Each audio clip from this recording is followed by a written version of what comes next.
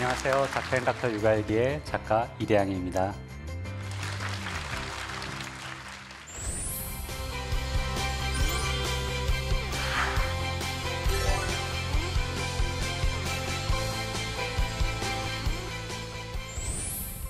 지난 1강에 이어서 굿TV 멘토링 코리아에서 들려드릴 이야기는 창작자로 살아남기라는 주제를 준비해봤습니다. 강의 순서는 I, my, me, myself라는 주제와 대중을 대중하라, 그리고 비즈니스 마인드를 갖자, 그리고 마지막으로 제가 느꼈던 웹툰 작가의 장단점에 대해서 담아봤습니다. 어떤 정말 롱런하고 있는 킬러 콘텐츠들을 보면 분명한 아이덴티티를 가지고 있어요. 예수님, 사랑, 석가모니는 뭔가 마음의 평화, 충효의 어떤 이런 분명한 키워드를 가지고 있기 때문에 거의 수천 년이 지난 지금도 이런 가르침과 내용에 대해서 많은 사람들이 공감하고 그걸 배우려고 하는 거잖아요. 뭐 계급적 착취를 벗어나기 위한 프롤레타리아들의 뭐 투쟁 이렇게 줄줄줄 길어지면 보통의 독자들은 그런 이야기를 별로 좋아하지 않습니다. 분명하게 내가 하고 싶은 이야기가 있는 것만큼이나 독자들도 어떤 설정을 들었을 때 듣고 싶은 이야기가 있는 거예요. 그리고 그 가려운 부분을 서로 잘 긁어줬을 때 이제 상승 효과가 나는 거거든요. 그래서 내 작품을 이렇게 한 줄 정도로 요약해 볼 수 있다면 꽤 분명한 아이덴티티를 가지고 있다고 볼 수 있습니다. 뭐 닥터앤닥터 육아일기는 산부인과 의사 엄마의 임신과 출산, 공학박사 아빠의 육아, 혹은 뭐 열무와 알타리 같은 경우는 뇌성마비가 있는 아이를 키우는 과정에서 겪었던 일들, 그런 식으로 한 줄로 요약해 볼 수 있으면 꽤 도움이 돼요.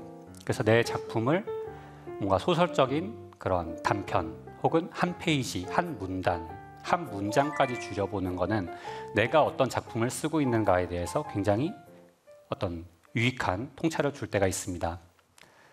좋은 작품의 기준에는 굉장히 여러 가지가 있겠지만 뭐 웹툰이나 이런 스낵컬처 쪽으로 간다면 사실 대중적인 인기를 빼놓고 얘기할 수는 없을 것 같아요. 그래서 우리는 대중이란 어떤 존재고 대중은 나를 과연 사랑할 것인가, 이런 문제에 대해서 고민해보지 않을 수가 없습니다.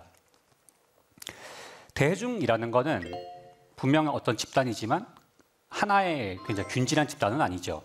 나이대에 따라 집단이 나뉘고 어떤 뭐 정치적 성향에 따라서 갈릴 수도 있고요. 성별에 따라 갈릴 수도 있고 혹은 취미, 관심사 이런 것들에 따라 갈릴 수도 있고 굉장히 막연한 사람들의 그냥 덩어리입니다.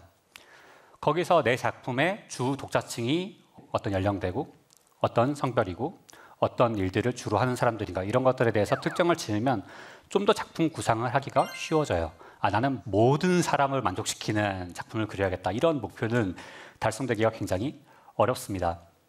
제가 생각하는 대중은 굉장히 좋은 눈을 가지고 있어요. 정말 언제나 재밌는 이야기나 흥미로운 글들을 찾아서 끊임없이 막 돌아다니고 있고, 누구 하나가 되게 좋은 뭔가 재밌는 걸 찾아내면 그거를 막 알립니다. 자기들끼리 큰 목소리로 알려요. 그럼 순식간에 사람들이 모여들어서 엄청난 어떤 원동력을 만들어내죠. 그런데 살면서 티끌 모아 태산이라는 걸 별로 실감해 볼 일은 없거든요. 사실 티끌은 뭐도 티끌이죠, 그렇죠? 내 통장에 꽂히는 돈 같은 거.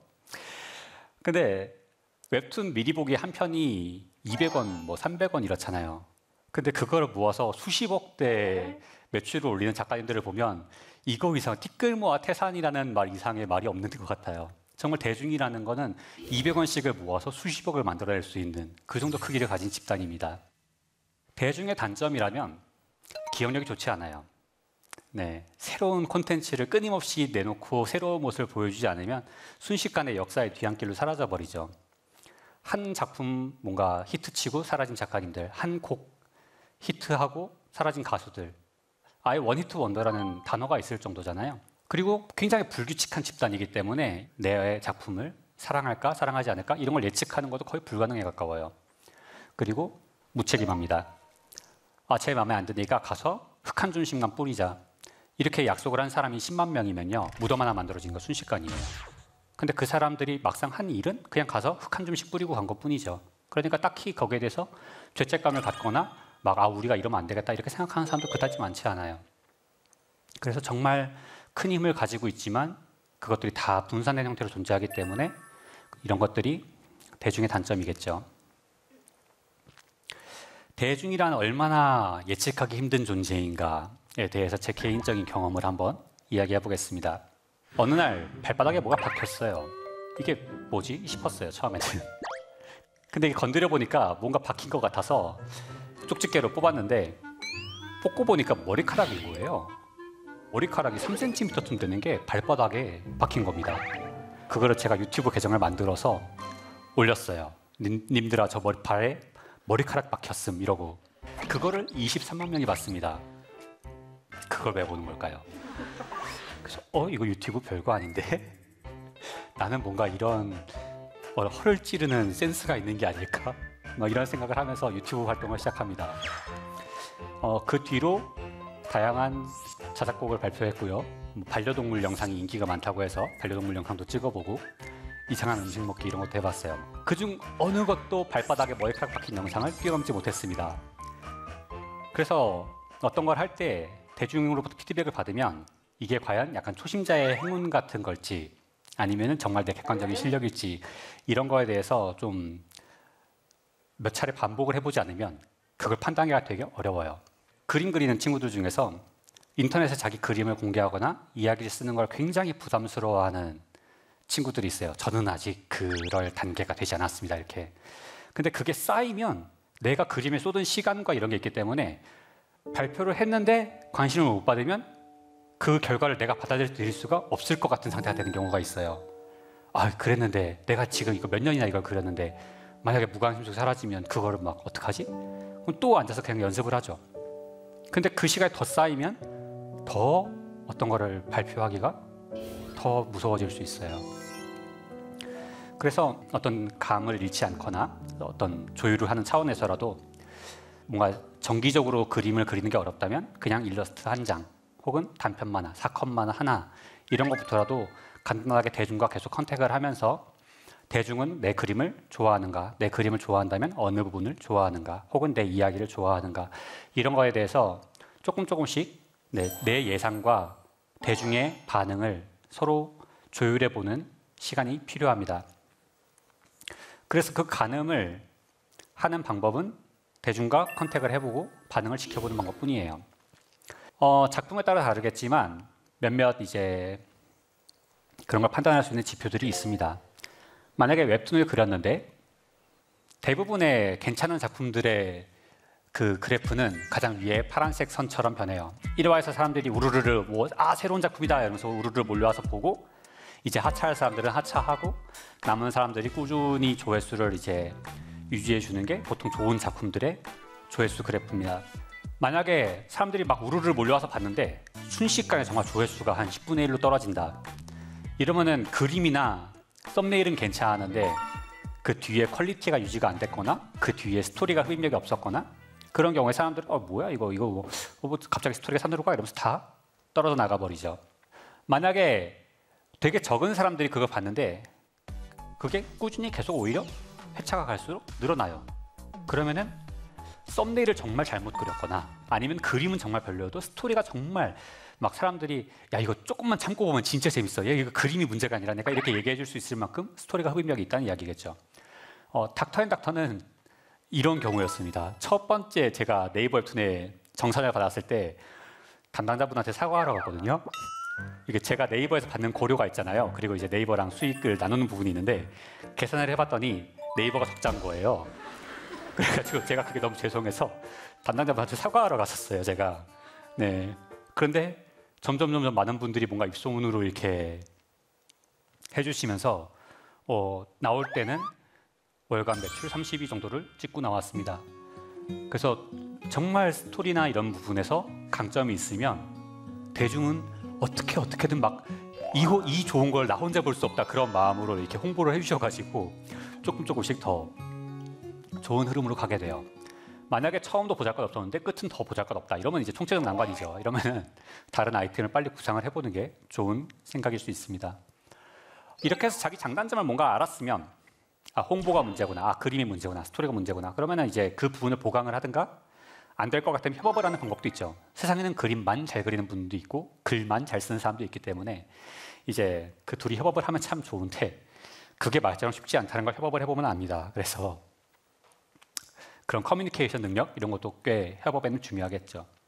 그 다음으로 제가 강조하고 싶은 부분은 독자와 작가만이 주체가 아니죠. 웹툰이나 뭐 다른 예술 분야에는 중간에 있는 플랫폼이나 다른 에이전시나 뭐 갤러리라던가 이런 부분들이 포함되게 됩니다. 그런 쪽에서 원활하게 이 사업이 진행되기 위해서는 비즈니스 마인드를 가져야 돼요. 저는 웹툰 작가 지망생들을 대상으로 몇 번인가 강연을 다녔거든요. 근데 정말 어떤 그 예술인 마인드로만 너무 똘똘 뭉쳐있는 친구들을 볼 때가 있어요. 어떤 자기 감정에 너무 솔직하고 싫은 말 듣기 싫어하고 뭔가 자기 말만 하려고 하거나 혹은 정말 그냥 예술혼에 되게 젖어있는 친구들. 그런데 어떤 파트너와 일을 하는가는 그 예술가의 앞으로의 삶에도 되게 중요한 문제입니다.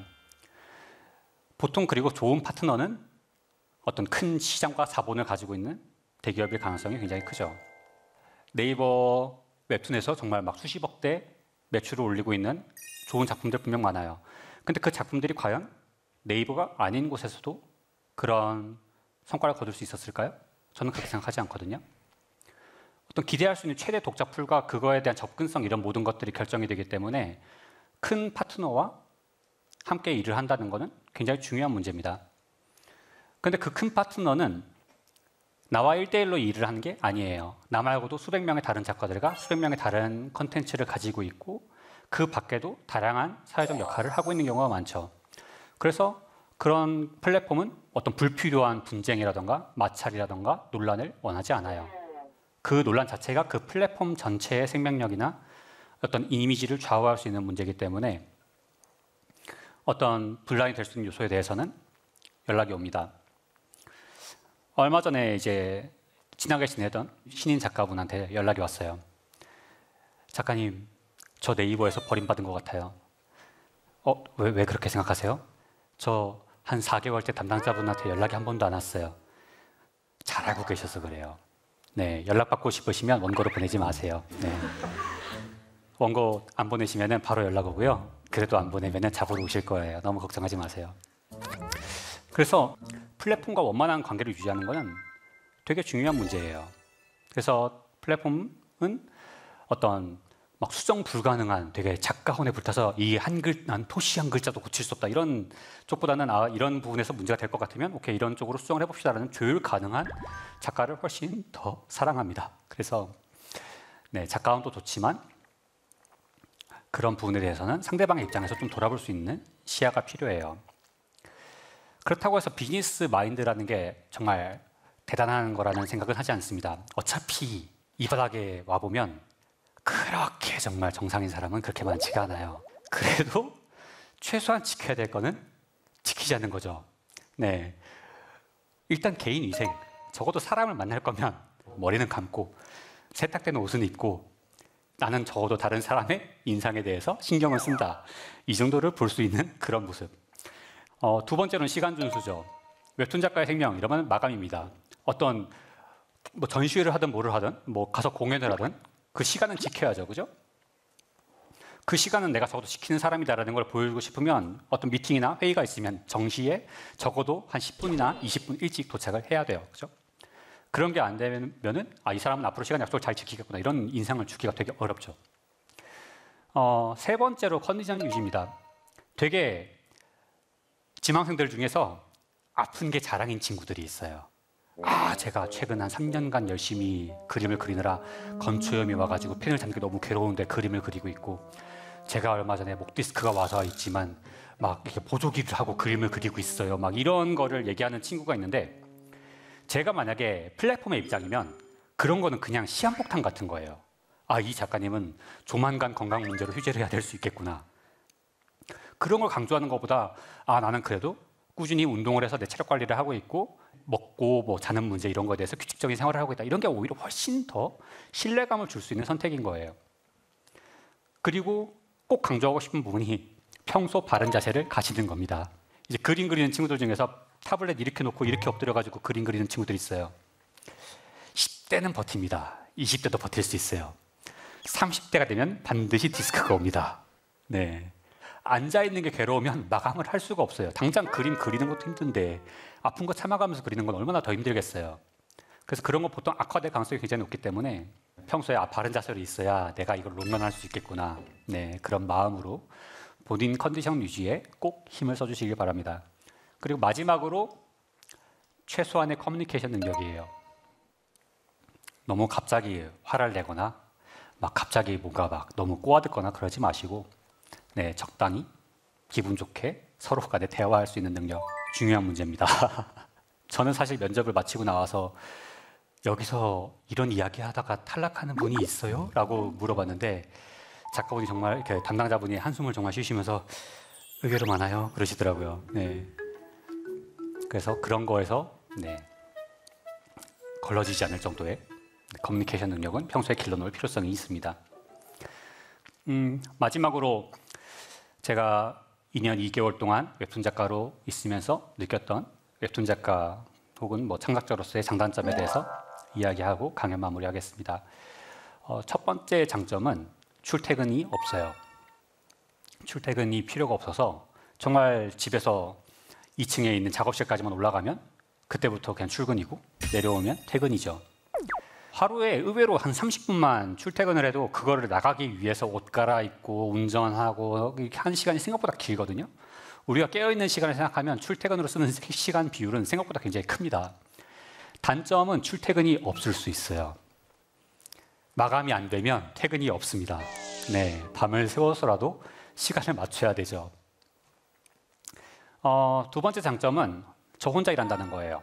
제가 특별히 뭔가 문제가 될 만한 여지를 만들지 않으면 뭐 담당자분한테 연락이 온다든가 그런 일들이 잘 없습니다. 그리고 저 혼자 일을 하니까 뭐 되게 음악 듣고 싶을 때는 음악 크게 틀어놓고 일을 하고 이런 것들을 할 수가 있어요. 그건 저 같은 사람한테는 굉장히 큰 장점이죠. 단점은 혼자 일해야 될 수 있어요. 이게 내가 막 어울리고 뭔가 약간 서로 막 같이 밥 먹으러 가고 이런 거 좋아하는데 혼자 일하고 있으면 우울증 걸리기 딱 좋습니다. 그리고 웹툰은 생각보다 노동량이 상당하기 때문에 어시스트나 이런 사람들이 필요한데 웹툰 매출이나 이런 규모가 너무 안 나오면 어시스트를 쓸 여력이 없어서 그냥 정말 좋든 싫든 혼자 일해야 될 수 있죠. 이런 건 좀 많이 괴로운 상황일 수 있어요. 세 번째로는 큰 꿈을 꿀 수 있습니다. 네이버 막 100억대 매출, 몇십억대 매출 이런 것들은 평범한 뭐 회사 생활 이런 거 하는 분들이 다 도달할 수가 없는 그런 영역이죠. 근데 반대로 모든 작가분들이 그런 생활을 하는 건 아니에요. 그래서 당장 막 순위 몇십위 정도 차이에서 소득이 막 몇 배 내지는 몇십 배 차이가 나기 때문에 그거에 대해서 연연하기 시작하면 이것도 우울증 걸리기 딱 좋습니다. 그래서 막상 나는 네이버 웹툰 작가가 됐는데 왜 삶은 나아지지가 않지? 이런 생각에 빠지면 되게 그 생활을 이어가기가 어려워요. 또 창작 자체는 즐거운 일이죠. 뭔가 내 안에 하고 싶은 이야기가 있고 내가 그리고 싶은 그림이 있으니까 사실 그림을 그리는 거예요. 근데 그게 어떤 계기로든 속에서 고갈돼 버리면 그때부터는 창작만큼 괴로운 일도 잘 없습니다. 내가 뭘 그려야 될지 알 수 없을 때, 내가 무슨 이야기를 해야 될지 알 수 없거나 내가 한 이야기가 굉장히 부정적인 평가를 받았을 때 앞으로 어디로 가야 될까? 이런 것들을 고민하기 시작하면 창작은 굉장히 괴로운 일이 되죠. 또 하나의 장점이라면 상대적으로 안전한 작업 환경입니다. 저는 그전까지 대학원에서 나노입자를 이용해서 초임계 이산화탄소의 계면을 안정화시키는 연구를 하고 있었어요. 몸에 각종 안 좋은 것들과 위험한 것들은 모두 있는 환경이었죠. 화학물질과 고압 장비와 막 이런 것들. 지금은 그런 거에 관련 없이 안전한 환경에서 일을 하고 있습니다. 단점은 계속 앉아서 있기 때문에 고질병 중에 적어도 하나 정도는 가질 확률이 높아요. 치질, 관절염, 디스크, 안구건조. 제가 얼마 전에 눈이 좀 침침해서 안과를 갔는데 노안이 왔다고 하더라고요. 네, 아직 40살도 안 됐는데 보통 이런 고질병 하나 정도는 가질 가능성이 굉장히 높기 때문에 네, 반드시 평소 본인 건강에 신경을 써야 됩니다. 장점 중 또 하나는 되게 다양한 추가 소득이 있다는 거예요. 뭔가 광고라든가 외주라든가 갑자기 미리 보기 소득이 폭발을 하는 쿠키를 굽게 되는 그런 순간이 온다든가 이런 식으로 추가 소득이 생길 때가 많죠. 단점은 소득이 불안정합니다. 아, 다음 달도 이 정도 찍히면 이렇게 하면 되겠다라고 생각하고 카드를 긁었는데 다음 달은 돈이 그만큼 안 들어올 수가 있어요. 소득의 그런 배분에 대해서도 좀 생각을 하고 살아야 돼요. 네, 장점은 예전과는 다르게 지금은 작가라는 직업이 훨씬 더 고평가되고 있죠. 특히나 막 네이버 웹툰 작가입니다 이렇게 하면 어이구 요즘 그게 그렇게 핫하다던데 요즘 되게 유명한 분이신가 봐요. 네, 그렇게 생각해주는 뭔가 좀 사회적인 명성이 있다는 거. 단점이라면 이제 약간 공인과 일반인의 좀 경계적인 그런 입지가 돼서 좀 큰 잘못하면 뉴스에 나올 겁니다. 네, 보통은 안 나올 만한 일도 나올 수가 있는 가능성이 커요. 그리고 무엇보다 제가 사랑하는 가장 큰 장점은 독자와의 교감입니다. 되게 많은 분들이 저를 사랑해 주시고 뭔가 재밌게 봤다, 감동적이었다 이런 피드백을 주시는 거. 단점이라면 악플러와의 교감이죠. 이거를 넘기는 방법이라면 100명 중에 1명은요 이상한 사람이 있을 가능성이 굉장히 커요. 한 100명 중에 5명도 충분히 있을 수 있습니다. 그러니까 괜찮은 말 한 10개 있는데 1개 있을까 말까 하다. 그러면 그냥 신경을 끄시는 게 나아요. 그냥 차단박아 버리시고 이렇게 블라인드 이렇게 해버리시는 게 속이 편합니다. 근데 한 10개 중에 5개가 그렇다. 그러면은 약간 나를 돌아볼 필요성도 좀 있어요. 그래서 그런 적당한 배분을 통해서 정신 건강을 잘 챙겨가시길 바라겠습니다. 네, 오늘 준비한 2강은 여기까지였고요. 질문 있으신 분들 손 들어주시면. 창작의 고통과 슬럼프가 오셨을 때 어떻게 극복하시는지 방법이 궁금합니다. 네, 창작의 고통은 언제 올까요? 일단 가장 흔하게 있을 수 있는 케이스는 내 안에 남아있는 이야기가 없을 때, 뭘 해야 될지 알 수 없을 때, 뭔가 재료는 있는데 이거를 깎아서 뭘 만들겠다는 의욕이 없거나 뭔가 아이디어가 없을 때, 그런 때는 그냥 좀 제3자의 입장에서 한번 리프레시를 해봅니다. 독자 입장에서 돌아가서 독자들은 어떤 이야기를 원할까? 그런 관점에서 한번 본다든가, 혹은 조금 내가 지금까지 해온 이야기들을 다시 한번 처음부터 쭉 훑어봐요. 거기서 뭔가 떡밥이 될 수 있는 여지가 있는 건 없을까? 혹은 다시 한번 좀 써먹어도 괜찮을 만한 건 없을까? 내가 걸어온 길을 한번 돌아보기도 하죠. 두 번째 경우로는 내가 이야기는 했는데 그 이야기가 사랑받지 못할 때죠. 저는 물리 만화를 접기 전에 이거 왜 다음 화 안 나와요? 이런 댓글이 하나라도 달리면 나는 다음 화를 그릴 것이다. 근데 하나도 안 달리더라고요. 그때 정말 한번 슬럼프가 왔어요. 근데 그 이야기만 제가 할 수 있는 이야기가 아니잖아요. 이건 내가 판단을 잘못했구나. 이 이야기는 독자들, 어떤 많은 사람들이 사랑하는 이야기는 아니구나. 그걸 받아들이는 경험도 필요하다고 생각합니다. 결국 이게 어떤 확률이고 어떤 일인가는 사실 여러 번 해볼 수밖에 없어요. 처음 했는데 그게 너무 빵 터져가지고선 막 이렇게 돼버리면 장기적으로 나한테 도움이 되지 않는 경우도 많습니다. 적어도 이렇게 했을 때 이런 게 돌아오고, 이런 게 했을 때 이런 게 돌아오고, 이런 게 쌓이는 경험치들도 분명 나에겐 재산이에요. 그래서 어떤 확신이 안 설 때는 사실 대중 앞에 그거를 약간 티저 같은 느낌으로 뿌려보는 것도 도움이 됩니다. 내가 방전되기 전에 올바른 피드백을 받는 것도 되게 필요하다고 생각해요. 혹시 다른 질문 있으실까요? 네.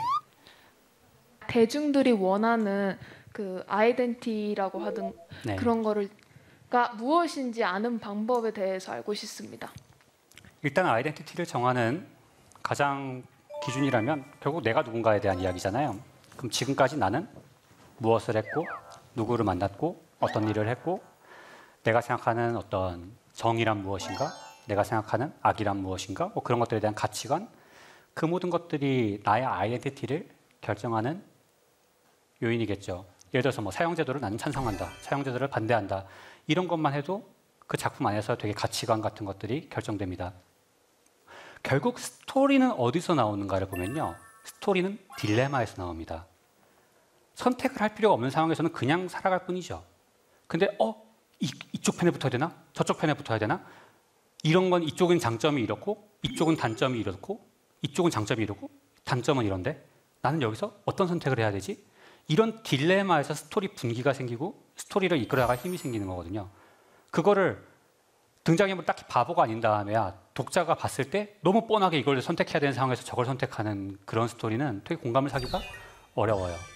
그래서 그런 딜레마를 만드는 과정도 그렇고 딜레마에서 어떤 선택을 하는지도 그렇고 그건 작가 자체가 가지고 있는 어떤 가치관과 역량의 영향을 받기 때문에 나는 어떤 딜레마일 때 가장 괴로워하는가, 나는 어떤 딜레마에서 어느 게 옳다고 생각하는가, 이런 것들에 대해서도 한 번쯤 알아보는 게 필요하다고 생각합니다. 모든 사람이 막 공학 박사고 모든 사람이 막 산부인과 전문이고 모든 사람이 무슨 뭐 되게 뭐 사연 있는 뭐 그런 삶을 사는 건 아니잖아요. 그런 상황에서 나의 아이덴티티를 확고히 하는 것은 나는 이런 생각을 하는 사람이다라고 생각해요. 그래서 꼭 본인 뭐 정체성을 규정할 수 없더라도 어떤 그런 딜레마와 이런 문제들에 대해서 충분히 고민해 보시는 게 도움이 될 것 같습니다. 네, 오늘 준비한 강연 여기까지였고요. 좋은 자리에 마련해 주신 굿TV 멘토링 코리아 여러분 모두 감사드리고 긴 시간 함께해 주신 여러분 모두 감사합니다. 네, 감사합니다.